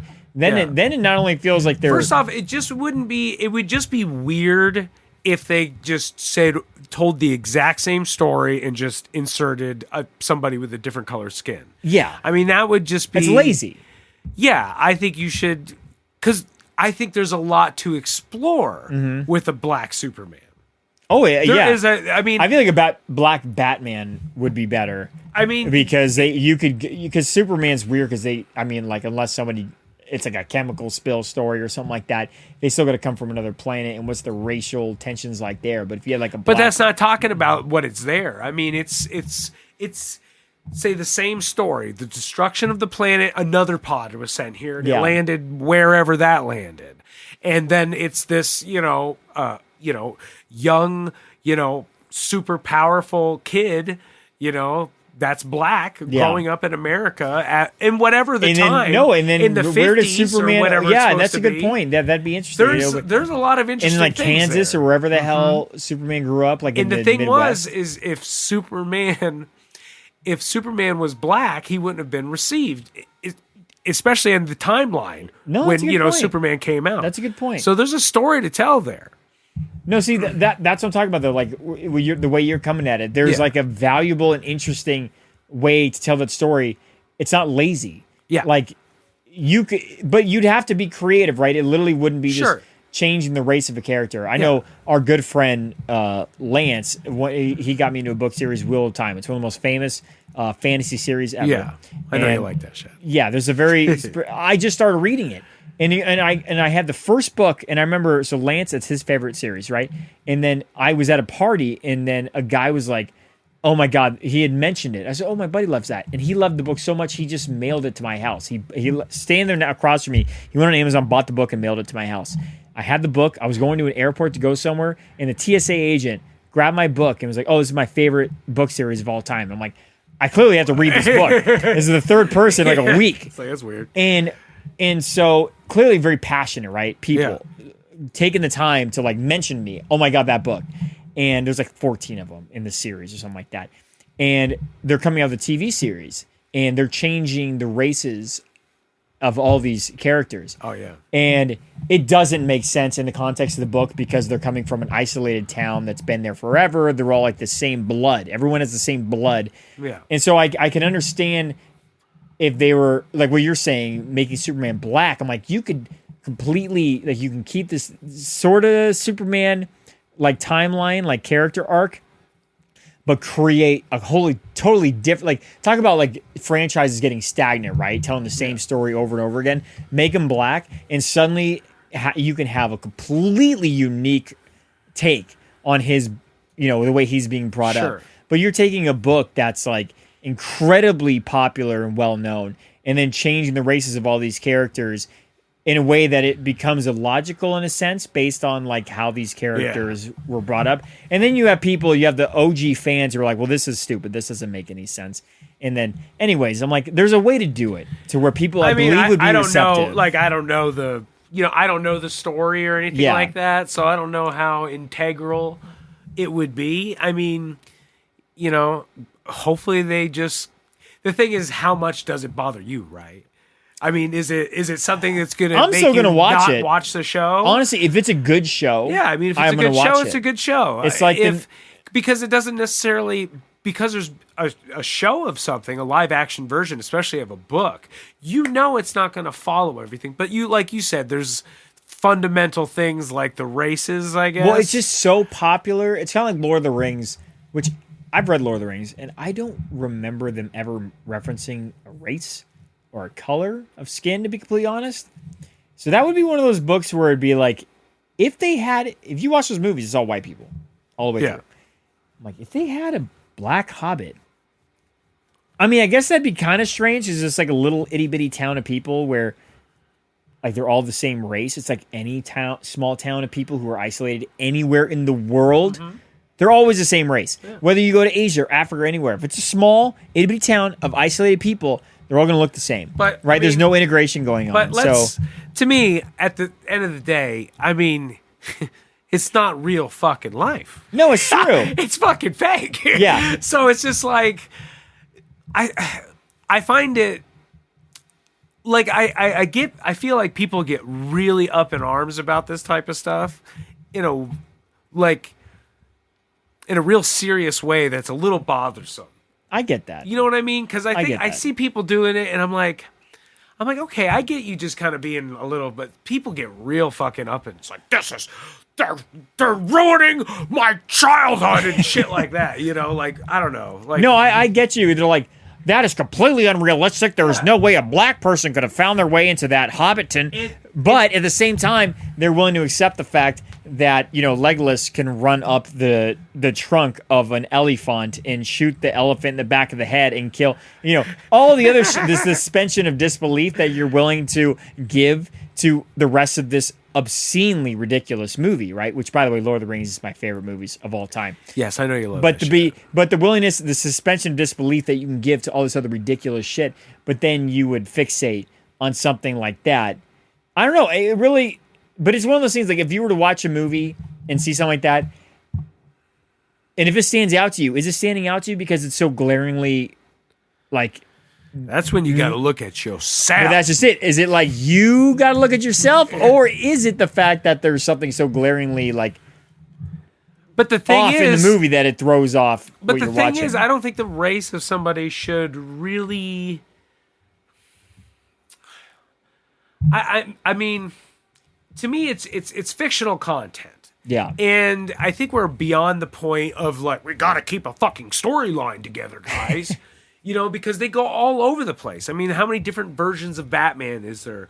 I mean, just on the movie screen, let alone in the comic books, the different versions of all these characters, especially in the comic books, because they've done a lot of, black characters and shit like that in the comic books. In fact, I think there was what was it? It was a Superman book. And the whole book is, what if Lois Lane was black? That was the fucking book. Yeah. But that's interesting. and that's to me, interesting. But yeah, but you look at that and it's just really kind of ridiculous. But isn't that the same idea of a making, little racist? But I don't know where it went with. I don't know where it went with it, so I don't know. But I just say, like, for me, that'd be interesting. Like, the same reason that a black Superman would be interesting, or like an Asian Spider-Man, or Matt. But the weird thing of it was like one issue, and like she went into a machine and she just turned black. Oh, that's way not as interesting as I thought. Where you were going with this? Yeah, dude. Well, Matt talks about like his favorite version of it's like a Marvel multiverse where they talk about what if Superman didn't land in the U.S. series. He land in Russia. And it's like, podcast brought to you by Disney Plus. All money comes to me. I will disperse it amongst the crew. And that is such a fun, like, little brain game to play. Yeah. Right? To go through like the what ifs. Is that what it's called? The what if? Yeah, it's called What If. And that's so interesting because you could take that and extrapolate that with any number of things that you can think of just in general, right? Yeah. Like, what if I don't know where else they go with that. In terms, that's the only one that Matt's mentioned to me, our very nerdy friend who loves comic books. Well, I mean, it could be like, what if, I don't know, what if Thanos was, the fucking good guy and, Tony Stark was the bad guy? Or what Yeah. if they can cross, like, universes and stuff like that? I don't know, because they're going to... I want to see what they're going to do with the X-Men, thing into the MCU universe in the movies. Who knows, dude? I think it's going to be cool. Who knows? I read something that Clint Eastwood's kid was going to play Wolverine or some shit. I'm sure it does. Oh, okay. Whatever. Yeah. I don't care. I don't care. I honestly, I'm having a hard time with movies. You know this. I love movies very much. And I don't mean to be critical of movies, but I just am. And I wish I wasn't, but I don't like most movies I watch. Most movies I watch, I don't like them because of different reasons. But I think it's the reason I don't like most people. What are you doing? It's not a conscious decision. I don't choose. I don't do a formula that I can adjust. I just watch it and I'm like, most comedies I do not think are funny. I will say though, but there's different movies. Like horror movies. A horror movie would have to suck major ass for me to not like it. They have immediately a few extra points in the plus column just because they're a horror movie. It's because Ryan's easy. He's very easy with when certain it comes movies. to yeah, and medieval. If there's swords and shit like that, typically I'm like, I am going to see it. I'm in. You have to really screw this up for me not to like it. Whereas comedies, immediately I'm probably not going to like it because I don't know. It's just not. Most I just don't think are that funny. I think I have a very particular type of humor, and that's why I find you so goddamn funny. Maybe it's I don't know. You are like that with shit. You've always thought stupid comedy was stupid. Yeah, and I have a hard time getting around to it. But I just if you find humor in the small stupid shit in life, then you could find the humor in that. And that's the way. I'm not looking for. I mean, you didn't like Ace Ventura. I did. When you're a no, kid. but there's a difference. There is a difference. Okay, so you again. I know we've talked about this before. Go ahead. You got the fire under your ass. No, there is. So I was just. Where were we watching? So I was at my buddy's place. I was at Brandon's house, and they do bad movie night, which I resent, and I have been actively trying to destroy and turn it into at least a decent movie night. And I'm talking about when they do bad movie night, they intentionally find a bad movie. and I'm talking the worst, like Attack of the Killer Tomatoes, which is great. No, it'd be like a movie that wishes it was Sharknado. I'm talking about D-level movie, horrible. Mosquito 12. Yeah, no, I'm not kidding. They're horrendous. And where was I going with this? Just anything on fucking sci-fi is. What the hell are we just talking about? We're talking. See, and you be smoking some of that weed too. No, it's the bourbon. You're just talking about the B movies, the bad movie night. You're trying to cancel bad movie night. I am trying to cancel bad movie night. And then you started talking about these bad fucking movies. Okay. I know where I was going with this. So when I was over there, I just found because we're playing Magic, right? We're playing Magic the Gathering, of course. And I'm like, we need to put something on the back of the round. So I go through his list that he has that's saying, because you watch this turd, here's a list of other turds you might like. Yeah. And one of them was Too Fast or something like that, or Always Fast. It's a spoof on Fast and the Furious, the franchise. And I clicked it because Brandon and Shirky, two of our friends, that's their favorite shit is that franchise, which, as you know, has gone completely off the rails. It's gone to the point where it's embracing. They're in space. They're embracing their own ridiculousness, which I appreciate at least. I think they should, because there's characters that have died and they've come back. Yes, I appreciate them not taking themselves in real seriously. Life come back. Yes, but this spoof movie, I hate those kind of movies. But I was laughing because I'm like, it was showing how stupid Fast and Furious is, right? And then I was just talking to Brandon the other night. I'm like, God, I hate spoof movies. But I thought back, I'm like, I don't actually. Mel Brooks, all of his movies were spoof movies. Yeah. Robin Hood Men in Tights, Young Frankenstein. You know, they're all making fun of Blazing Saddles. They're making fun of westerns, the Frankenstein movies. Yep. Robin Hood. These are all the OG spoof movies, and they're hysterical. But they're stupid, but they're clever. The jokes Yeah. are clever. Ace Ventura. It's not a spoof This movie. is Mel Brooks is fucking just great writing. Yes. And it's just in the delivery of the characters. Yeah. And they all seem, and he has that comedic timing himself. He does. Oh, absolutely. And he's still, isn't he still? He's fucking, coming out with one more. He's doing Spaceballs too, Oh, and he's dude. bringing back what's his face. He's got to be like 80 fucking. Oh, five? he's got to be 90. Has to be. how How old is old he? is Look that fucking shit up. Mel Look that Brooks, shit up. dude? Look that shit up. Find that shit. But in reference to Ace Ventura and Dumb and Dumber, it's like they're stupid, but they're clever. Like the jokes, if you were to show those movies to a 5-year-old, Yeah. they're not laughing at the same jokes that the adults are laughing at. They're laughing at just the character maybe falling or something like that. But they're not laughing at the jokes that would go What? 95. Holy fucking shit! Yeah, and he's making a movie. Is that Dude. 95? I might suck. Yeah. Mel Brooks, June 28th, 1920 fucking 6, dude. Dude, he remembers World War II. World War II, He he was in his remembers fucking it. 20s. Yeah, did he? What was he doing in World War II? He could have gone. Was he born in the U.S.? Does it say his origin? Let's see here. His origin story? He sounds like a superhero writer. What's his origin story? What's Mel Brooks' origin story? Oh, I think he was in the fucking... Where was he born? Probably New York. Born New York City. Of course he was. Yep. Good guess. Years of service. So Did he- he was so for 2 years in 1944 to 1946, his rank was corporal. 44 to 46. Yep. What he was? That's Unit World War II. Would be the 1104th Engineer Battalion, 78th Infantry Shit. Division. Shit. All right. Well, all right. Wars, Battle of the Bulge. So he's seen some stuff. Yeah. He's Him seen and some stuff. Oliver Stone too, man. Wow. The thing about Oliver Stone is because that's what he did. What the fucking movie he did? Was it Platoon? No, he did.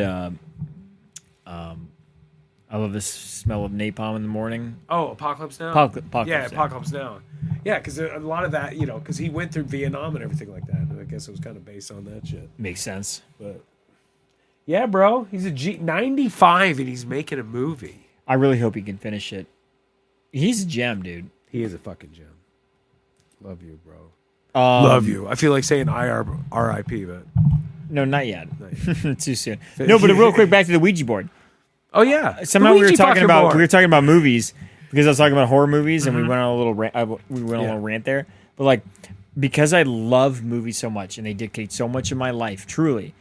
And I realize that when I'm introspective about it, it's like I love horror movies. I wanted so bad for Ouija boards to be real.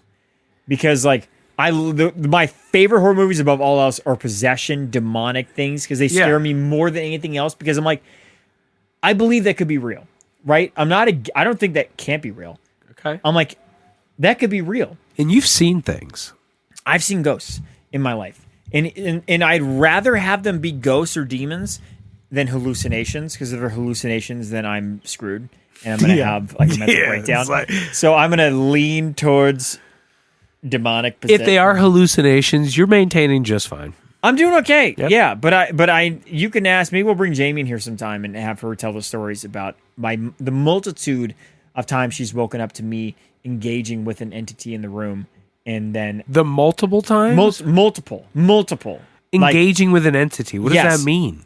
like like reaching for something, talking to her, trying to grab a ghost that's on the TV, walking like Are you sleeping while you're doing No, this? I know this happens because I remember it. Like I'm aware of it. And the next morning, we talk about it. Not like she tells me, "Oh, you were sleepwalking and this happened." I'm like, "No, I remember. Like I was there too." Like I have clear memories of these moments. It's crazy. It is, and it's so again, I'm either hallucinating and I'm gonna lose my mind, or there's ghosts. So let's go with ghosts. Okay, we'll go with ghosts. Well, I mean, people people can have those. There's all types of things. I mean, you can have a goddamn tumor. I could. She doesn't see what I'm seeing. Like it's that, only dude. me seeing it. Yeah. I don't have headaches. That's honestly, I've thought So what about do you that. see physically? So you see something. With her there, I have seen multiple times. Like, I remember one time I remember waking up and seeing a kid sitting at the end of the room, like right on the TV. And I got up and I was trying to help the kid off the TV.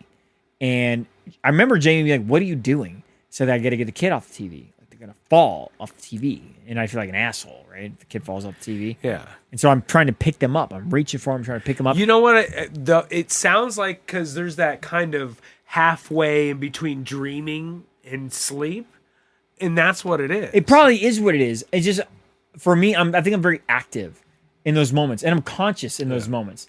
And it just so happens I have to have someone, Jamie, who is also aware. Because the weird thing about that, the thing that makes me think that, is that you're not like, who the fuck are you? What the fuck? You're like, I gotta help this kid off the TV. Oh, like yeah. It's a normal fucking thing. No, it's true. Because if I woke up in the middle of the night and I saw a thing sitting on the TV, I'd be like, I'd just be like, I can feel it right now. The fucking hair. I'm nervous just feeling your nervousness.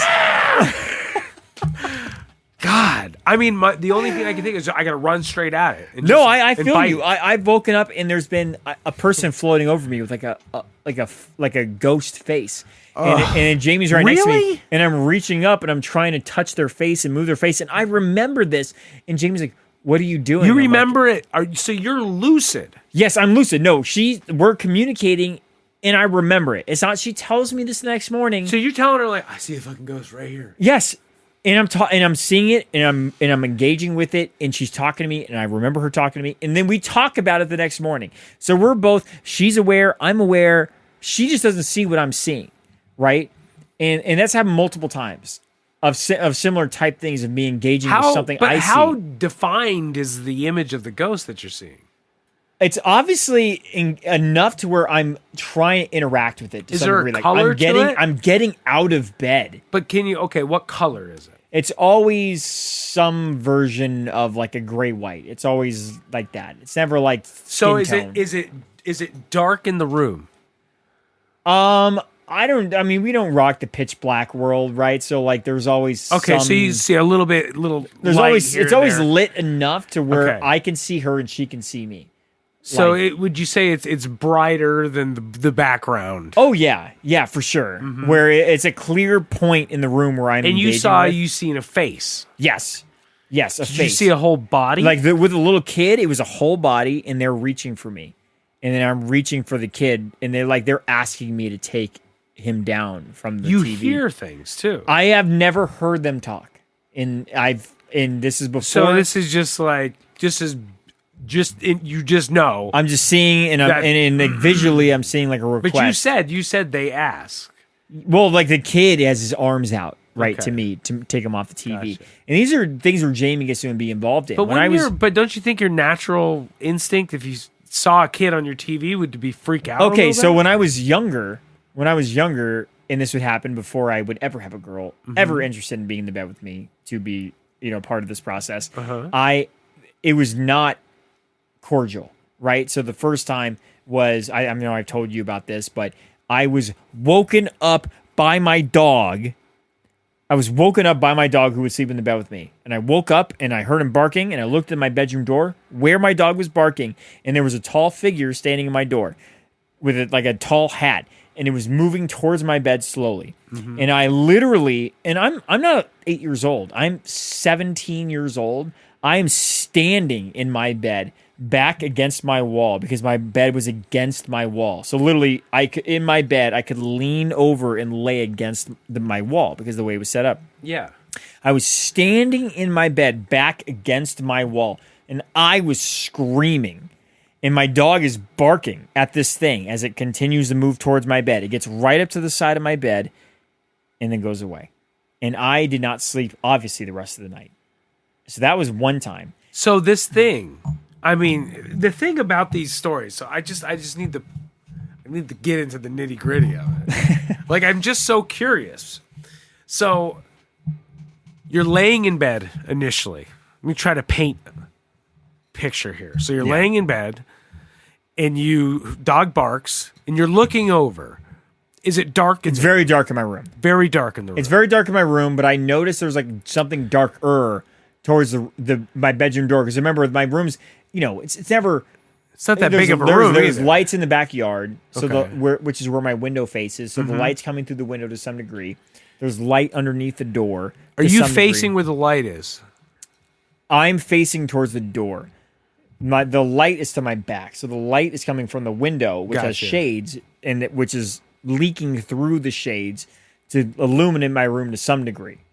Okay. So there's some light in there, and I just remember there being a part of the door that was darker, and I wasn't freaking out at first. I was just nervous, like I felt a sense of fear, and it wasn't until it was gliding towards it wasn't like walking. I mean, you would think it'd be like an Abraham Lincoln figure. That's what I remember. So just like a silhouette. All dark silhouette, big tall top hat coming towards my bed. And it came up to my bed 3 feet from me. 3 feet. Oh, You're standing up I'm in the bed. standing in my bed back. What? Now, how can you describe it? The best you can. It was describe. literally like dark, like imagine the whole room is like a shade of gray, like it's a paint splash, right? And you got like light gray to black. The whole room, say, is light gray, and this thing is like pitch black, like just like an emptiness of there's no light that's affecting it coming from my window, and it's standing up against my bed. My dog's going batshit crazy, by the way, at the edge of my bed. I am not only batshit crazy barking at it. That is what woke me up. And I'm back against the wall. I have my arm against my window, against my blinds, screaming as this thing is there, and then it disappears. Like screaming. I'm screaming. Like screaming. And I'm a 17-year-old And when it disappears. boy. I remember just standing in my bed and going down to my knees. What was the dog doing after it disappeared? He calmed down. And then I did not go to sleep the rest of the night. So Did you inspect the area? Oh, I'm not getting out of the fucking bed. No, I had a tall bed. At that point, I'm thinking if I get out of the bed, this thing's going to grab my feet because I've seen too many movies. I think it's something. No, I agree. So I think you have something. I don't know. Maybe something Tumor? with your sleep. I don't know. No, I'm a very active. I remember the first time Jamie and I ever were in a bed together. I don't remember this, but I guess in the middle of the night, I just put my hands on her and just pushed her as hard as I could across the bed. I just woke up and just slammed her across the bed. What? Yeah, and she didn't leave, by the way. Like it freaked her out. Like literally, imagine sleeping next to someone and then you're not a little fucking dude. No, and then imagine just being lying down, someone putting their hands on your back and just shoving you as hard as they can across the bed. That's what I did to her. Something's going on when I'm sleeping. Wow. I don't believe that there's demons in my life. Maybe you got night terrors or something. No, I know, but I hear stories about Brandon, how he talks about I guess there's a version of it where you can be frozen. It's the process, like when you're in REM sleep, your body doesn't move, I guess, very much. Yeah. Like it's an ultimate shutdown where he has become conscious, where he'll wake up and be frozen in place. Yes. And he cannot move. And he's conscious of that. Almost as if like you'd be in surgery and you come paralyzed. And he's paralyzed. Is it sleep paralysis? Is that what it's called? Okay. So he's had that. I've never had that. I'm moving around, right? I'm very active and I'm aware of it. I'm conscious of it. So again, I'm like, I'm probably you're hallucinating. lucid, but you can't move. I can move. He can't move. I'm moving around. Oh yeah, that's right. You're backing up. I'm all moving around. So that's why I'm like, I don't necessarily believe that it's demons and ghosts, but it's just like that's freaky. I'd rather have it be that. I've been sleeping in rooms before where I've seen like things come into my room where I've literally sprinted out of my room down the road. Like that's happened to me before.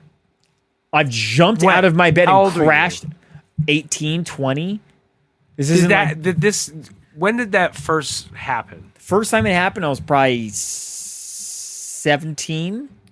So that time was around the first time. Yeah. Was that the first time? No, it had happened prior, but it was with a giant black spider that came up over my bed, and I jumped out of my bed and crashed into my closet doors. Like type of shit where I'm You again. jumped into the closet doors? Yeah, like running and jumping and crashed into the doors, like out of fear. Like these are the things I see, right? It's scary to deal with that. What the fuck? I know. It's so like Ryan, shit, man. I mean, this is just so interesting to me. it's a lot to deal with, and it's So stressful. So you have this fear. Yeah, and again, it's something that I've been dealing with for probably 15 years. You should talk to a therapist.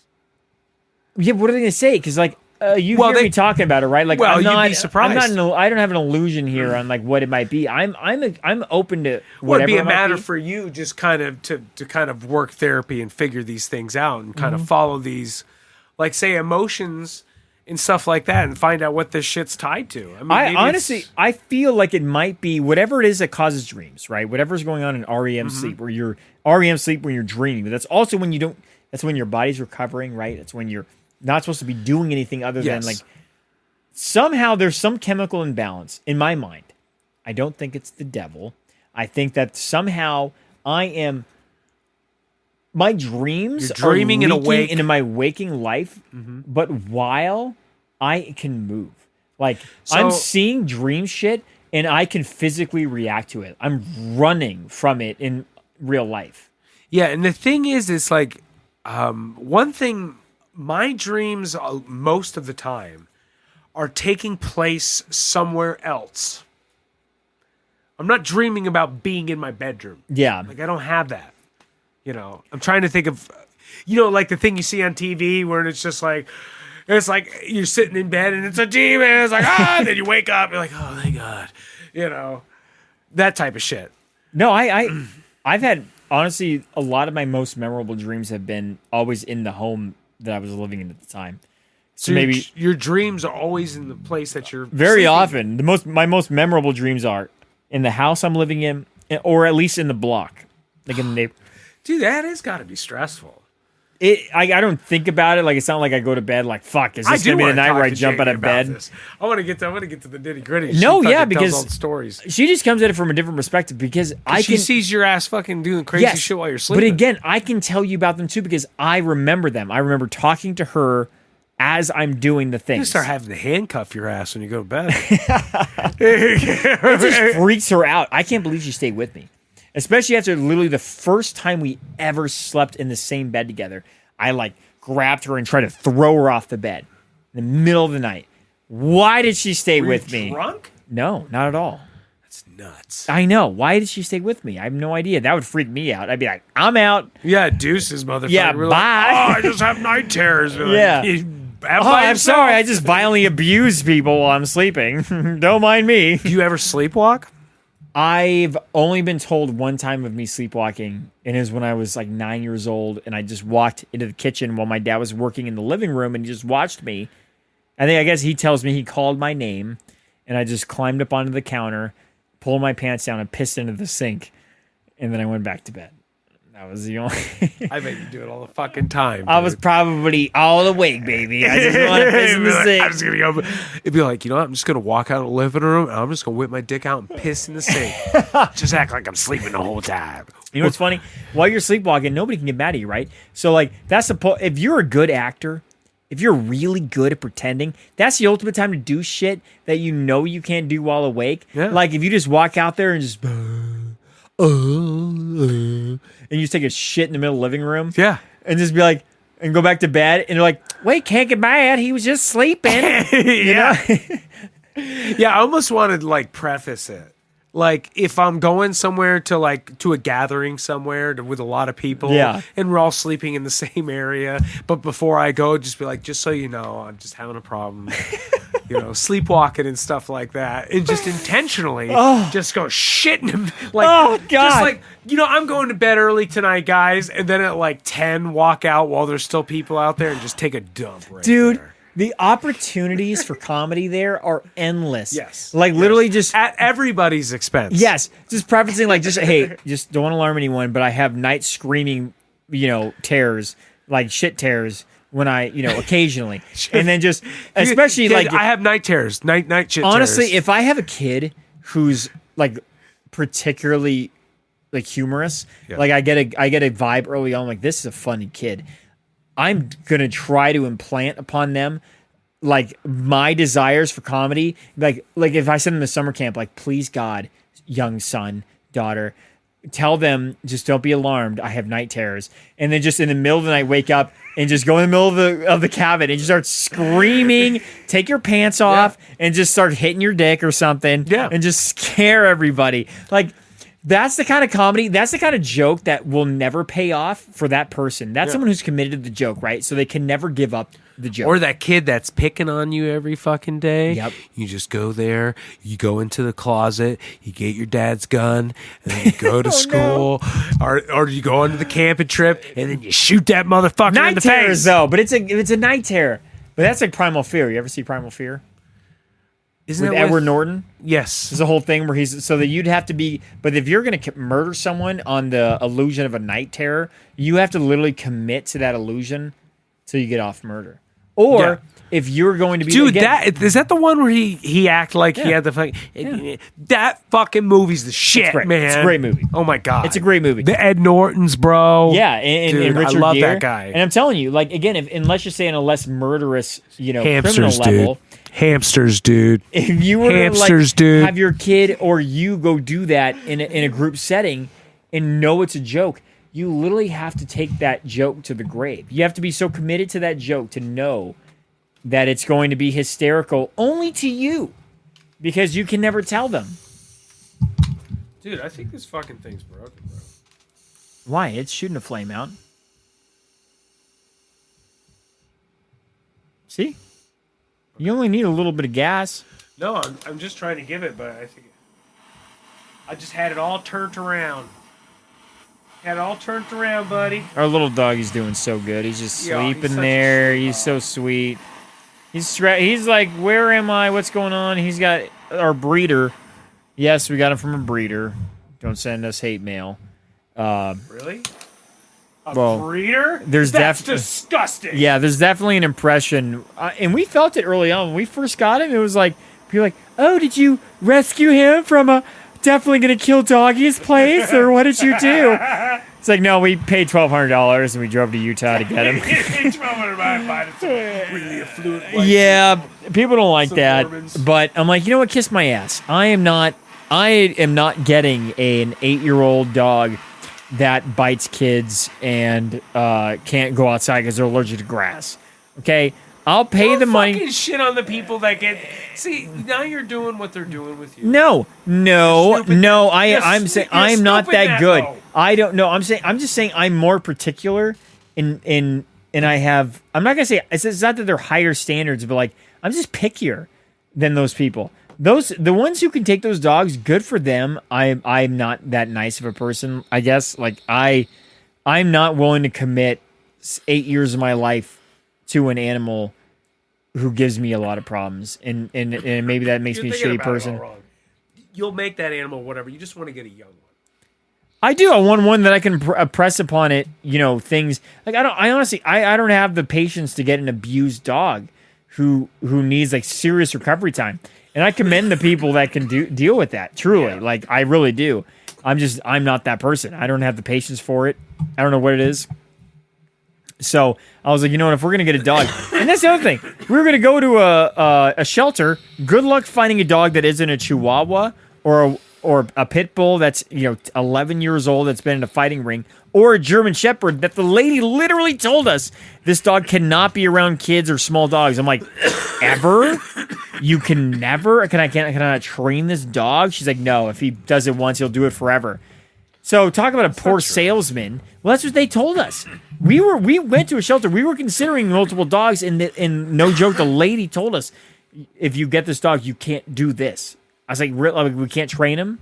And so that was a big impression on us. Well, there's a liability there. They have to say that shit. I get it, but I'm not a fucking dog expert, so I don't know what I can and can't do. These people who work here are telling me that you can get it trained.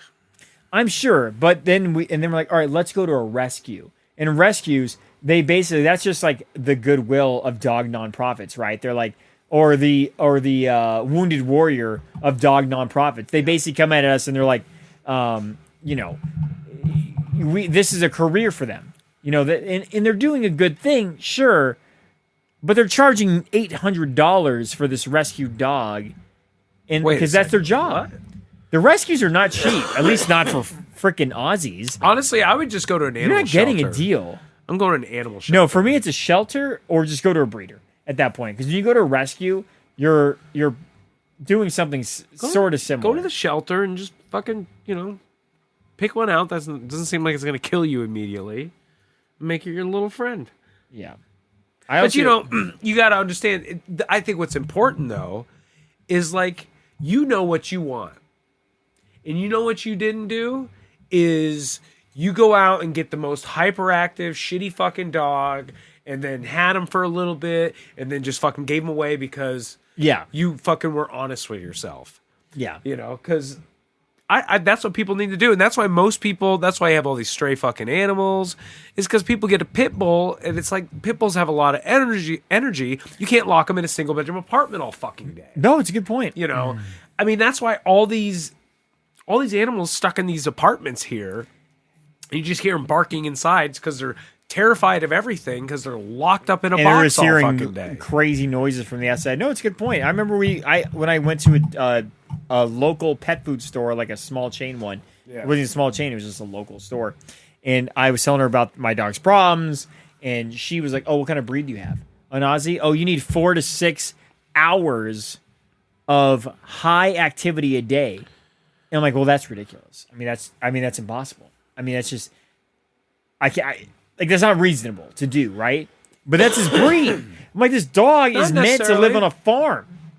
I mean, you got to do like walks. I remember Cleveland, which is my sweet dog that passed away. He's the best. R.I.P. Cleveland. Anyways, Cleveland. I mean, I would take him on probably 4 to 5 walks a day. And he would be out for maybe like in total like an hour and a half. So that's an hour and a half. And then you got to figure playing with your dogs. I don't know how fucking high energy. It's like, what do you think I'm doing? I'm going to go to work. I'll be like, I work I work 8 hours. I'm supposed to go home and then run around for 4 hours. She said he needs to sprint for 4 to 6 hours. And I'm like, well, that's a full-time job. That's just obscene. And I'm like, well, I take him to the park and I'll throw the ball until he lays down. I will have him sprint after a ball until he literally just lies down. If he lies down, I know he's done. Your lifestyle, though, just bring him. I do. That's why he's here. Everywhere. He's here. He has nothing to say. Skipper, what do you have to say about what we're talking about? You know what? And Skip doesn't poop and pee on the floor. He doesn't. And he's chewing on his feet, though, because he's doesn't shed a lot. Doesn't bother me at all that Skipper's here.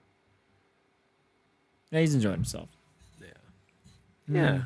And honestly, it's nice to have a dog around for his. It is. And it's boys' weekend, too. Jamie's at a bachelorette parties. It's just me and Skipper. We're just talking about chicks. Talking about chicks. Talking about chicks. Talking about that licks puss, his penis. bro. Puss. I tell him how to do it. And then, it's a good relationship. We're doing good.